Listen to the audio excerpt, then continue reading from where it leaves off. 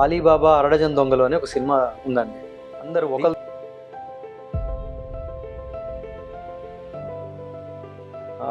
వీళ్ళు విమర్శించకపోతే మళ్ళీ వాళ్ళ గ్రూప్ మెంబర్స్ ఏమంటారో అనేటువంటి పాయింట్ మీద వీళ్ళందరినీ కరెక్ట్ చేయాల్సి వస్తుంది. మరి ఇప్పుడు కొత్తగా చూసేదేంటి? సాక్షాత్తు యావత్ ప్రపంచం మొత్తం విడిమిడి జ్ఞానాన్ని ప్రదర్శించడం కాకపోతే మరి ఏం పనులండి ఇవి? బాబా ఏం ఎక్స్పెరిమెంట్ చేశాడో అని అనుకుంటున్నాను. వీళ్ళకి తెలీదు అంటే ఊరుకోరు. హాయ్ ఫ్రెండ్స్, అందరికీ నమస్తే. ఎలా ఉన్నారు అందరూ? ఈరోజు నేను మీతో ఒక ముఖ్యమైన విషయం మాట్లాడాలి అనుకుంటున్నాను. ఇటీవల కాలంలో మనం చూస్తే షిరిడి సాయిబాబా మీద, షిరిడి సాయి తత్వ ప్రచారం చేసేటువంటి వారి మీద వాళ్ళు ఇష్టం వచ్చినట్టు మాట్లాడుతూ ఉన్నారండి. ఎవరికన్నా ఒక లాజిక్ తెలుసో లేదో, లేదా నాకు ఒక మాట అనాలనిపిస్తుంది. అలీబాబా అరడజన్ దొంగలు అని ఒక సినిమా ఉందండి. దీంట్లో ఆ సినిమా నేపథ్యం ఎలా ఉంటుందంటే, దాంట్లో ఉన్న వాళ్ళందరూ దొంగలు అనమాట.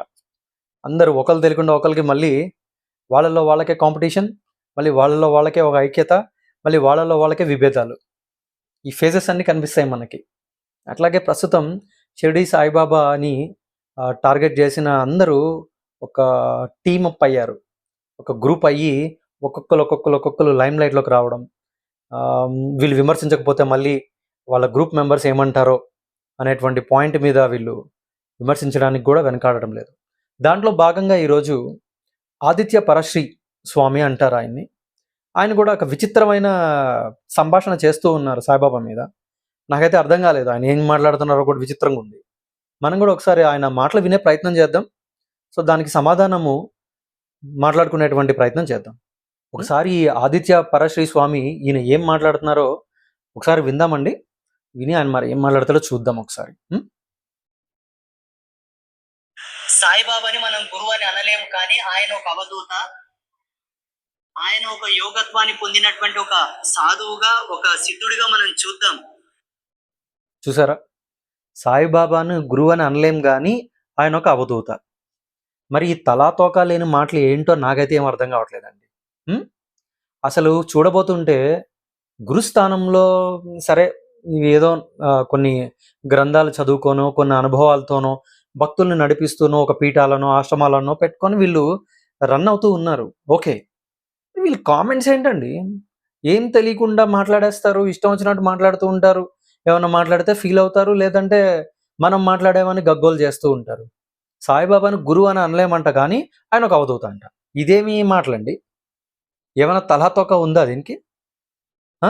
అంటే వీళ్ళకి గురువు అంటే ఎవరు, పరమ గురువు అంటే ఎవరు, సిద్ధ పురుషుడు అంటే ఎవరు, అవధూత అంటే ఎవరు, యోగి సామ్రాట్ అంటే ఎవరు, సిద్ధ మహాగురువు అంటే ఎవరు, అవధూత శ్రేష్ఠుడు అంటే ఎవరు, నిర్వికల్ప సమాధిలో రమించే మహితాత్ముడు అంటే ఎవరు, ఆత్మసాక్షాత్కార నిష్ట పొందిన గురువు ఎవరు, వాళ్ళకు ఉండేటువంటి శక్తులు ఏంటి, అవి ఎలా వస్తాయి, శాస్త్రంలో దీని గురించి ఏం చెప్పబడింది, వాళ్ళకు ఉండేటువంటి యోగత్వ స్థాయి ఏంటి, సామాన్యులైన మేము చెప్పడం ఏంటండి?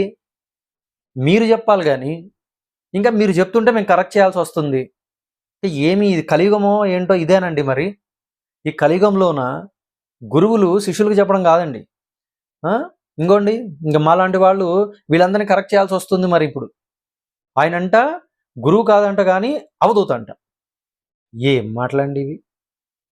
ఏం ఇట్లాంటి వాటికి ఎక్స్ప్లెనేషన్ కూడా ఇవ్వడం దండగా అసలు యాక్చువల్గా. ఏదో వీళ్ళు ఇంకా చెప్తున్న రాంగ్ స్టేట్మెంట్స్ని కరెక్ట్ చేసే ఉద్దేశంతో రావడమే తప్ప. చూద్దాం మళ్ళీ ఇంకా ఈయన ఇంకా ఎన్నెన్ని మాట్లాడతారు.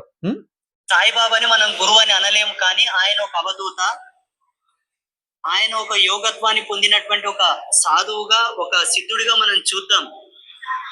ఇది చూడండి, సాయిబాబాని ఒక యోగత్వం పొందిన ఒక సిద్ధుడుగా, యోగత్వం పొందిన ఒక సాధువుగా మనం చూద్దామని ఈయన చెప్తున్నాడు. ఇప్పుడు కొత్తగా చూసేదేంటి? సాక్షాత్తు యావత్ ప్రపంచం మొత్తం ఆయన్ని పరమశివుడిగా, యోగులకే యోగిగా, అఖిలాండ కోటి బ్రహ్మాండ నాయకుడిగా ఎప్పుడో చూసే అనేక వందల వేల లక్షల దేశం నిండా దేవాలయాలతో సాయిని ఆరాధిస్తూ ఉంటే ఈయన కొత్తగా చూసేదేంటండి? ఇప్పుడు ఈయన కొత్తగా డెఫినేషన్ ఇస్తున్నాడు. ఆల్రెడీ ఎస్టాబ్లిష్ అయిపోయి దైవ ఆరాధనలు మొదలుపెట్టి ఆ పరబ్రహ్మమే షిరిడి సాయినాథుడు, యోగులకే ఈయన మహాయోగీశ్వరుడు అని చిన్నపిల్లల సైతము ఆయన పాదాలను ఆశ్రయిస్తూ ఉంటే ఈయన కొత్తగా మళ్ళీ వెనక నుంచి వస్తున్నాడు నిర్వచనం. ఇప్పుడు ఈయన నిర్వచనాలు ఎవరు అడిగారు? ఈయన అసలు ఎలా చూడాలో అనే ప్రశ్న ఎవరు అడుగుతున్నారు? వీళ్ళే కల్పించుకొని ముందుకొచ్చి ఇలా చూద్దాం అలా చూద్దాం అని అబాస్పాలు అవ్వడం కాకపోతే, మిడిమిడి జ్ఞానాన్ని ప్రదర్శించడం కాకపోతే మరి ఏం పనులండి ఇవి? చూసారా సాయి భక్తులారా, హిందువులారా, సనాతన బంధువులారా, ఏం మాట్లాడాలి ఇలాంటి వాళ్ళతో? మరి ఇంకా 2 నిమిషాలు కూడా కాలేదు ఈయన మాటలు. ఇంకా ముందుకెళ్తే ఇంక ఎన్ని చెప్పాల్సి వస్తుందో చూడండి. సరే వెయిట్ అండ్ సీ, ఇంకా చూద్దాం. పొందినటువంటి ఒక సాధువుగా, ఒక సిద్ధుడిగా మనం చూద్దాం. దాన్ని ఎవరు కాదనీకి లేదు. అట్లాంటి దాన్ని ఎవరు కాదనటానికి లేదంట. కాదు అని అంటుంది ఎవరండి? బాబా వారు ఈ విధమైనటువంటి స్థాయి గురువు కాదని అంటుంది ఎవరు? ఒక గ్రూప్ ఆఫ్ పీపులే కావాల్సిగా ప్రచారం చేస్తూ ఉన్నారు తప్ప ఎప్పుడు ఎవరు కాదన్నారు ఆయన్ని? ఎప్పుడు ఎవ్వరు కాదనలేదు ఆయన్ని. ఈ మధ్య కాలంలో బయలుదేరింది ఈ చాదస్తం. ఇంకా మీకు తెలిసిన ఒక గ్యాంగ్ వాళ్ళు మరి కావాల్సిగా బాబా మీద ఏ విధంగా చెడు ప్రచారాలు చేస్తూ ధనానికి ఆశపడి ఏ విధంగా అంత అని అనలేదని. అలాగే ఫ్రెండ్స్, ఈయన ఇంకా ఏం మాట్లాడతారో ఒకసారి విందాం. ఇంకా లోపలికి వెళ్తే ఇంకా ఈయన ఎన్ని కన్ఫ్యూజన్ మాటలు మాట్లాడతారో, ఎన్ని మిస్డైరెక్షన్స్ ఇస్తూ ఉంటారో, మరి ఎందుకు ఇలా మాట్లాడుతూ ఉన్నారో దీని వెనకాల ఇంకేదైనా కోణం ఉందో ఆలోచించాల్సి వస్తుంది. చూద్దాం, చూసి వినే ప్రయత్నం అయితే చేద్దాం. కానీ గురువారం వచ్చిందంటే సాయిబాబా స్టేటస్ ఎందుకు పెడతారు? దత్తాత్రేయుడు ఏం పాపం చేసిండు?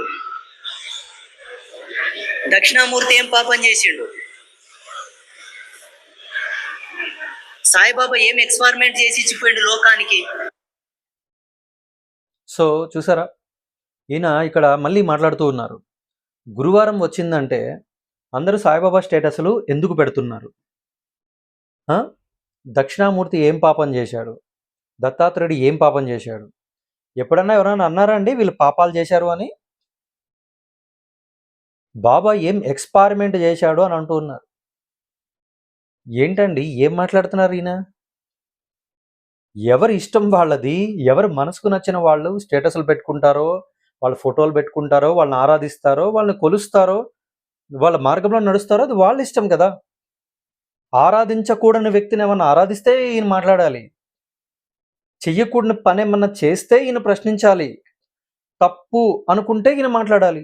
ఎందుకు పెడుతున్నారు అంటే, ఒక పక్క బాబా అవధూత అంటున్నారు, మరి అవధూత అని ఈయన చెప్తూ మళ్ళీ ఎందుకు స్టేటస్ పెట్టారని అడుగుతారేంటి ఈయన? మళ్ళీ ఎక్స్పెరిమెంట్ ఏం చేశారని అడుగుతున్నారు ఈయన. ఎక్స్పెరిమెంట్ ఏంటోనండి వీళ్ళ చాదస్తపు మాటలు. వీళ్ళు బాబా ఏమైనా చెప్పాడండి నేను ఎక్స్పెరిమెంట్స్ చేశాను కాబట్టి అందరూ నన్ను ఆరాధించాలి అని? ఎక్స్పెరిమెంట్స్ ఎవరు చేస్తారు? ఆయన ఏమన్నా సైంటిస్ట్ ఎక్స్పెరిమెంట్స్ చేయడానికి? అవధూత అని ఈయన చెప్తున్నాడు కదా ఓ పక్కన. అంటే అవధూతలు అందరూ ఎక్స్పెరిమెంట్స్ చేయాలా? ఇలా ఉంటాయి వీళ్ళ అనాలిసిస్, వీళ్ళ హాఫ్ నాలెడ్జ్ మాటలు, వీళ్ళకి తెలిసి తెలియని మిడిమిడి మాటలు, జ్ఞానము. ఏం విశ్లేషిస్తామండి? ఒక తీరు దిబ్బతో మాట్లాడితే ఏమైనా మాట్లాడొచ్చు. ఇలా అన్నీ అరకొర మాటలు, ఏమీ తెలియని మిడిమిడి జ్ఞానం మాటలు. ఏమి అనాలిసిస్ చేయాలి మీరే చెప్పండి. ఎదరపోతే ఎన్నెన్ని మాట్లాడతారో ఇంకైనా. అట్లున్నాయి. వీళ్ళందరూ గురువులు అయిపోతున్నారు, మాట్లాడేస్తున్నారు. వీళ్ళందరికీ డాక్టరేట్ డిగ్రీలు ఏం చూసి ఇచ్చేస్తున్నారు.